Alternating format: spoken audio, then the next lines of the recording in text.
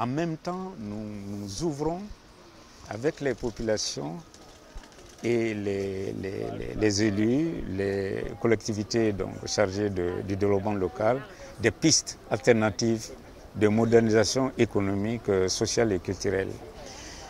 Dans ce cadre, nous avons deux projets phares. Le premier projet, c'est le captage des sources d'eau naturelles dans la commune de Faléa. C'est une région de plaine et de montagne très arrosée et qui se situe à la frontière de la Guinée, je disais.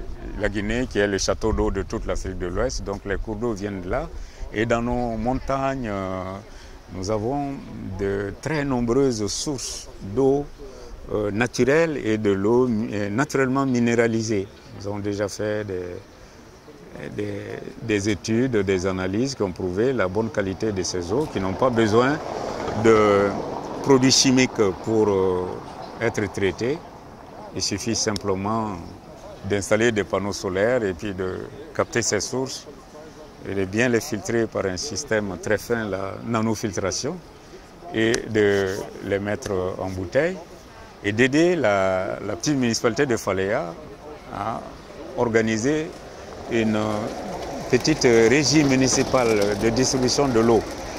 Donc avec l'avantage de donner l'eau potable aux populations, préserver leur santé, parce que là, les sources d'eau sont les puits, les marigots, les mares, et puis les grandes rivières sont polluées par l'activité minière, et donner du travail aux jeunes en ces moments-là. Et puis aussi, puisque l'eau est une ressource vitale, donc la loi malienne, les conventions internationales ne permettent pas qu'on développe une activité industrielle dans des zones où il y a de l'eau, et ça risque d'empoisonner les eaux, en tout cas les polluer, les contaminer et toucher à la... Donc ça va être un moyen de contrer, puisque ces sources d'eau, la plupart se trouvent à l'intérieur du permis de l'uranium 150 km² qui a été attribué à la compagnie minière canadienne Rogate. Le deuxième projet est un projet énergétique. Donc on envisage de démarrer le développement d'une filière complète d'exploitation du bambou.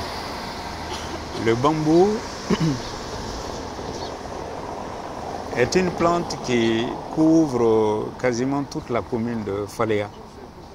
Et c'est le matériau de base principal qui est utilisé quasiment dans toutes les activités pour construire les habitations, les mobiliers, les instruments de travail. Vraiment, le bambou, ça fait partie de la culture des gens de Faléa, c'est une civilisation de bambou. Donc là, il y en a partout. Bon, mais le bambou est une ressource énergétique. Aujourd'hui, la technologie, pas compliquée d'ailleurs, chinoise, vietnamienne, ça se développe un peu partout, permet de produire, par exemple, du charbon de bambou. Dans des petits fours construits en banco, on a des petits appareils qui permettent de produire le charbon de bambou, qui a l'avantage d'économiser entre 40 et 50% d'énergie de plus que le bois.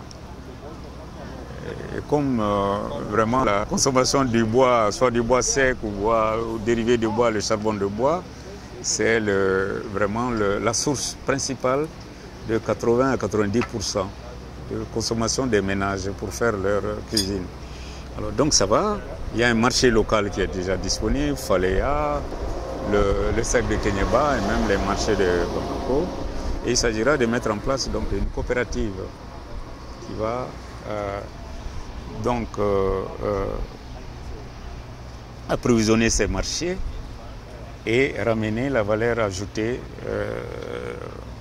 aux producteurs sur place, au lieu de lier aussi les ressources au marché national.